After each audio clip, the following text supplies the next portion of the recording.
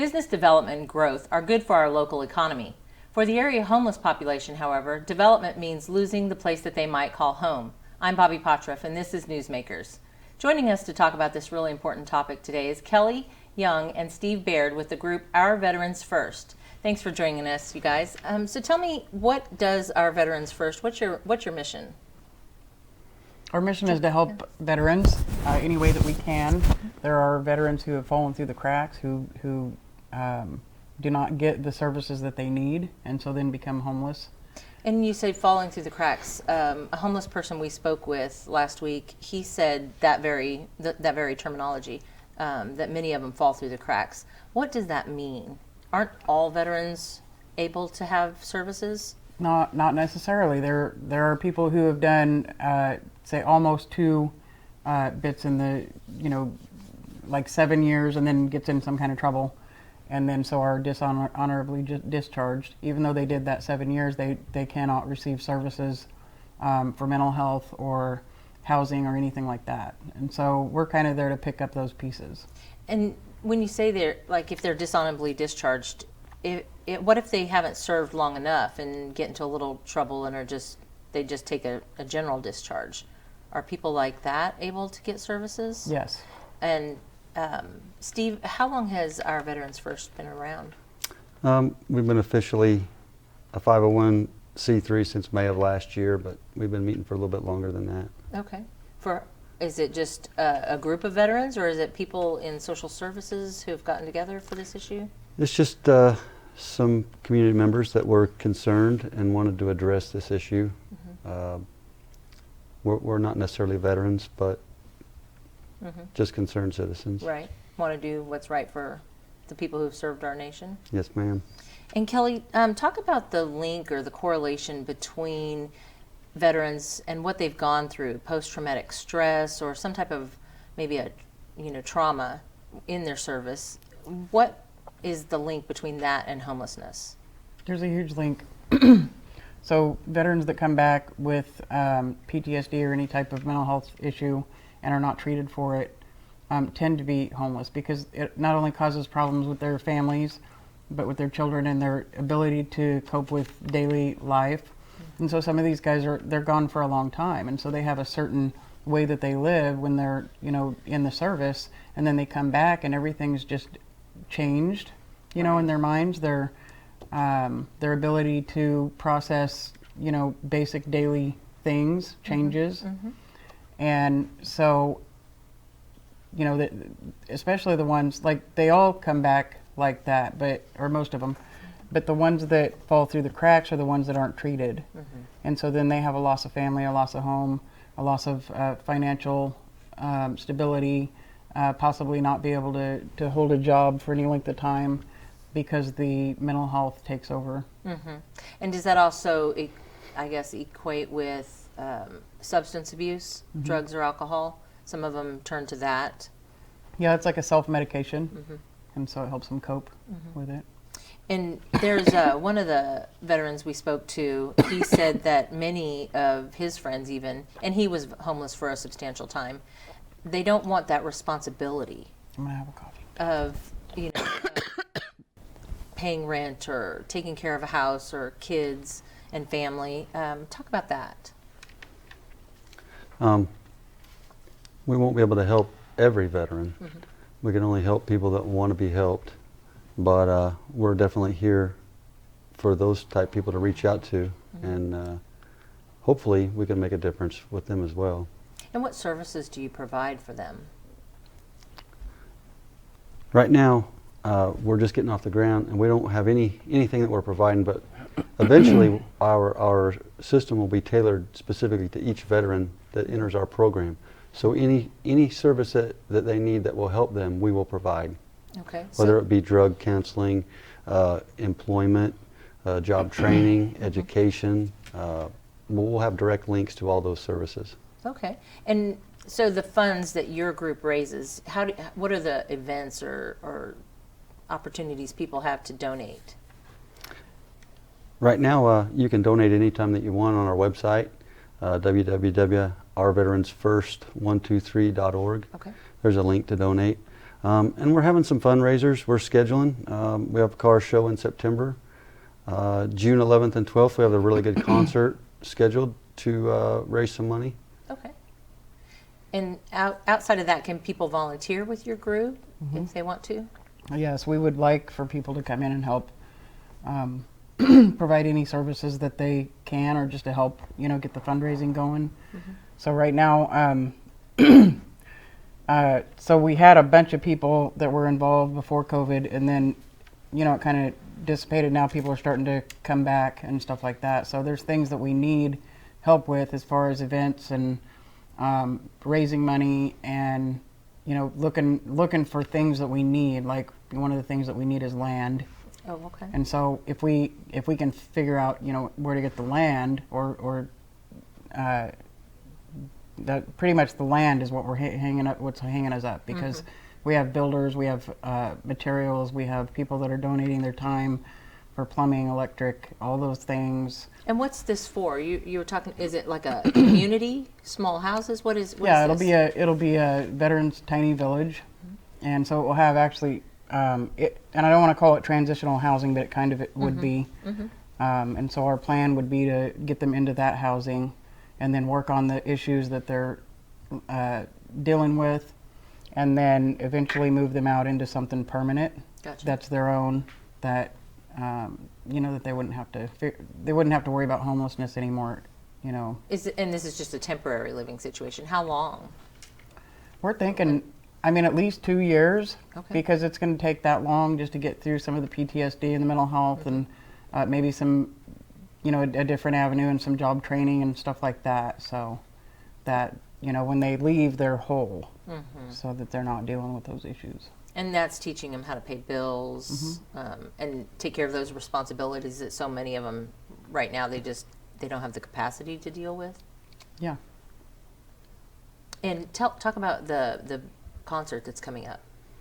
The concert's going to be excellent. June 11th and 12th at Happy Jack's. It's out towards Seneca. We have a great lineup for Friday with Paralandra, big band out of Springfield, heading up. Saturday, real excited about American Hitmen. Check them out. They were on America's Got Talent. Excellent band. Live music, food trucks, have a few vendors set up, bring a lawn chair, kick back and have a good time. And you're taking donations at the gate or buying tickets? How does... It'll be $15 each day, or you can pay $25 to cover both days, and you'll get an armband. Come in, and there'll be several different places you can make donations or buy merchandise that supports our Veterans First. Okay. And are the people who are appearing and donating, are they donating their time and their efforts? We have a tremendous force of volunteers that come out. We put this show on last year, and we probably had 60, 70 people. During COVID? During COVID. Oh, so probably we big. probably had 60 or 70 people, volunteers, to come in and help park cars, help seat people, provide security, do all those things. There's a lot that we need to do. But we probably had 500 people show up as attendees last year. That's great. And Kelly, you were talking about, you run a business that's mental health counseling. What is that? Yeah, it's Starting Point Outpatient Services, and we provide free services to the homeless and to veterans. Okay. But we provide mental health, substance abuse, alcohol, and gambling addiction. Oh, and that's probably pretty big in this area. Yeah. That's great. And so the tiny village that you're talking about, how many houses will that comprise? Or do you have a number? Yeah, with the plans that we have now, we have 17 almost tiny home duplexes. Oh, okay. And a couple of other structures too, like a building for a permanent resident that will look after things. And like a caretaker. Yep, exactly. Okay. And so what type of, or size, I guess, of land will that require? I mean, we would like a whole lot of land, but to get it started and to get some people in there, start saving some lives, we'd like to at least get 10 acres. Okay. So we'd like more than that, but right now that would just get us, that would get us kind of on the ball rolling. If somebody wanted to donate land, we would look at 5 acres or more in the city limits. We could make it work. And do you have to have special permits or anything like that for that kind of housing project? Yes, and we have already researched that and looked into it. Okay. So we're ready to go. Good. If we can find the land, we're ready to go. Yeah. We had a landowner, and when we first got rolling, and it fell through. But we have all of our plans ready to build now. We need land. Yeah. Yeah. And you said you have a contractor. Are they going to be named, or are they going to be anonymous? How do they want to handle that? I would say right now they're anonymous. Okay. And then maybe later. when it's done. Yeah. Okay, so they can go to ourveteransfirst123.org and donate or volunteer. Yes, ma'am. Yes. Thank you so much for coming on our show. Joe was injured in an accident and suffered a traumatic brain injury. Kyle is plagued by night terrors. Molly can't control her temper and has alienated everyone, including her husband and children. What do Joe, Kyle, and Molly have in common? They're all United States veterans and all are homeless. On any given day in the United States, there are an estimated 37,000 veterans who are homeless. While the number of homeless veterans continues to decrease, one homeless veteran is one too many. Our Veterans First is a nonprofit organization whose mission is to decrease veteran homelessness one veteran at a time. Our goal is to build a veterans' tiny village, providing housing and food to eligible veterans for up to 24 months at no cost to the veteran. Participants will attend various training and treatment classes designed to address their individual needs and prepare them to be self-sufficient and whole. We need your help. We're accepting donations at any Southwest Missouri bank, on our website at ourveteransfirst.org, or on our Facebook page, Our Veterans First. This is a community project, and we welcome all offers of volunteers, materials, and sponsorships. We believe every veteran who took the oath to defend and serve our country deserves a second chance to rediscover the hero inside themselves. Help us help a veteran change their stars today. We spoke to a handful of the homeless people living on the streets of Joplin and asked them what challenges they deal with on a continuous basis. We'll be right back with the chair from the Joplin Homeless Coalition right after this. 49 years of drug abuse, meth, shooting it up. Right. Well, I've known them since they came around for 10 plus years. I called and told Diane I need rescued, and they put me in the shelter. And with the help of God, I've got over a year clean. That's great. I got an apartment down there across from the old library. And how did you get that help? Who helped you get that? Daniel and Diane, they were the actual people that helped. And then God, it's all God. Because a person that wants to get off of anything, if you don't want to, you're not going to succeed at it. My name is Walt. Walt? Right, I run the pantry. Okay. I'm a veteran. Oh, okay. From St. Louis. I've been down there since 2015. People just walking once a month. They get a Walmart bag. And the people got called. They got courts for all that. Yeah. I came down here and I was at the vet dorm. Then from there, I got my own place. And God had delivered me from alcohol and drugs. But see, once a person get adjusted to be homeless, that's where they stuck at. Right. But so they in their own world. That don't make them no. They don't make them no bad people. It's just they just don't want no responsibilities. Right. And then it's hard to get out of that rut. And do you think some of it is like Housing availability? Housing availability? Well, they've had it on TV the last couple of nights. They're building a 40-unit veterans place, and that'll be available to the Economic Security will be held on that, I think, 1st of January. And that'll help. They've even had the veteran people on there they interviewed, and that'll help a tremendous amount. Yeah. Because they need somewhere to go. Housing, because the tornado, that's what they said on TV. Yeah. All that was low income, and the tornado took it out, and they built brand new homes there, so people can't get in it. Even with the help of the Economic Security. We got a lot of resources, and civilians got a lot of resources, but they chose not to. Right. So when you get comfortable in your own zone, you're in your vicious cycle, but God allowed you to wake up that morning, then you got a choice to make. Housing gave me a hand up, not a hand down. Right. So from that point on, I've been prospered. I go to church. I do NA meetings. I'm well connected. Yes. Joining me now is Robin Smith, chair of the Homeless Coalition of Jasper and Newton Counties. Thanks, Robin. So what sparked my interest, or I guess the topic of conversation for this show, was the development at 32nd and Range Line, where they had torn down all of the wooded area. And there was a donation made by the developer to your group because there were homeless people in the area. Talk about that and what development sometimes does for homeless. Well, in this particular area, of course, they've been talking about developing that for a couple of years now.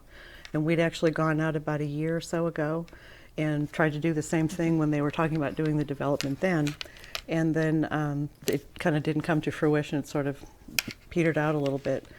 And this time around, the developers kind of got a hold of us to see if we could go out and talk to them and do that kind of thing, because they knew that there were homeless camps out there. And honestly, by the time we got out there, we only really saw a couple of people out there that didn't, they were already kind of moving on. Word of mouth spreads for things like that. And we saw some camps, but we didn't really see people. So we could tell there'd been folks there. So that's what that was about. But yeah, I mean, the city and the developers, and they all want to help folks and not, have an issue with hurting anybody or displacing folks, and that doesn't look so good. Sure. So, yeah. And they donated money to your group, right? Yeah, they gave us $2,500, just I think kind of because we went out there and made an effort to try and talk with folks, and we left up signs around and information to contact us. They did not give us any specific direction for those funds. We have very little money. We get a few donations from some groups in the area that have like a quarterly fund that their employees give to, and that kind of. General Mills is one of them that does that. And we don't have any big expenses that we use for anything like that. Come the future, if we may have a conversation if something came up with a family or somebody that needed help, or an individual, we might decide to do something to help someone with that, but we haven't done that in the past. So there are 2 counts done called point-in-time counts, and they're done in January and June. Tell us about what these counts mean and what you do with the data. So the counts, we make an effort, several groups of us, most of us through the Homeless Coalition, we go out on the streets and we try to find folks where they're camped out. The main one is the one that we do the end of January, and the point is to be able to capture as many folks that are sheltered and unsheltered homeless in the area. And HUD requires those kinds of numbers for funding, and to also look at, yes, they need more money, or no, they don't, that kind of thing. And you said that in this January the number was down actually, but that's not because the number's actually down. Right. We don't think so. Like I said, we have 2 Project Homeless Connect events every year, and one in January that coincides with the point-in-time count, and then one in July, or around June or July. And we survey and count people both times, and usually a lot of the times the city does want those numbers from us. So, but this last year and this January we weren't able to do the Project Homeless Connect, and that's where we usually get a lot of street folks that'll come in and see us, and we have lots of information and some little giveaways and things that people have, but they're always happy to sit down and talk to us, and sometimes we're able to get them connected with services that they really needed. So, but that data is important for our funding. It's important to get homeless folks off the street and housed. And in the January, February, I guess it was probably February when it was really cold, did you guys have to provide extra care or services for those homeless folks? We didn't. We're not. I mean, we don't provide like emergency services. We have, of course, we've also been kind of restricted, at least at our agency, the number of having people just kind of come in. They have to have an appointment to come in and see us. But as far as, no, I mean, we don't really provide, as a coalition, provide direct services like that. If somebody needs emergency assistance, what can be done for them, or where can they go for help? Well, there's lots of places, Salvation Army, of course, the shelters. It depends on what kind of emergency assistance that they need. So we refer to all these places that do many different things. So, and that's what the Homeless Coalition does, right? It gets all of these agencies and services together to then give information to people who need it. Correct. And do you find that chronic homelessness, that there's a reason people remain homeless? There's a lot of reasons. I think there's, of course, mental illness and drug addiction are two big ones, but not everybody who's homeless has those problems. Some folks they don't want the responsibility of being housed. They would rather just be a free spirit, and they have they can do that if they want to. It's free will, so to speak. But and then there are folks that are newly homeless who just recently have a much better chance of becoming housed than the folks that are chronically homeless. Okay. Because the chronically homeless, a lot of times, are very used to it, and it's really hard to adjust back to paying your bills and doing all that kind of stuff. But that's all of our agencies offer case management services to help folks adjust and get back to, to living housed and sheltered and everything. Yeah, we talked to my creative services director, and I went and spoke with a few homeless folks last week, and some of the phrases and terminology you're using about the not wanting the responsibility and those who fall through the cracks, sometimes it's just happenstance. They just are getting a situation and it happens to them. But then some with the mental illness, like veterans, we spoke with our Veterans First group, and they said that sometimes there are those who fall through the cracks and need assistance. Right. What can people do, or how do they contact you if they need assistance? Well, it's like I said, the Homeless Coalition itself doesn't provide services. We're like an organization of just groups, and they would just contact the different agencies depending on what they need. Economic Security is generally a pretty good place to call to get information. Who would I call? Of course, there's also 211 and information services like that as well that could give you those connections. And there was a meeting recently with the city of Joplin and a few of the providers, and I heard someone say that they want to give money or funding to groups who have outcome-based numbers. Why is that not a good, measuring point for homelessness? Well, first of all, it's, as mentioned by the numbers, they're hard to count, and sometimes they're hard to find. As far as outcomes go, though, we all have to, the agencies that are part of the Homeless Coalition that receive the federal and state funding, we have to have outcome measures for the people that we serve. We can't count people that we don't serve, of course, but any of the customers that come into our programs, we have to enter that information, and it is kept track of. So, but you can't reach everybody. That's kind of the hard part. And for those who don't, they need assistance, but they don't want to not be homeless anymore. That's hard to gather that group and say, I'm successful, I've helped this person, but they're still homeless.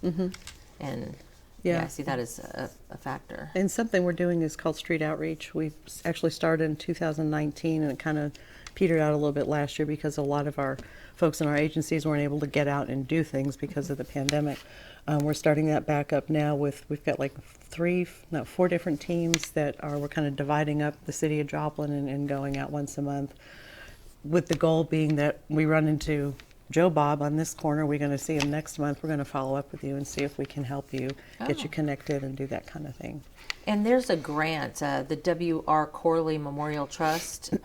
Do you guys apply for funds, or do those agencies just each apply for funds? Yeah, the coalition doesn't apply for any kind of grant funding.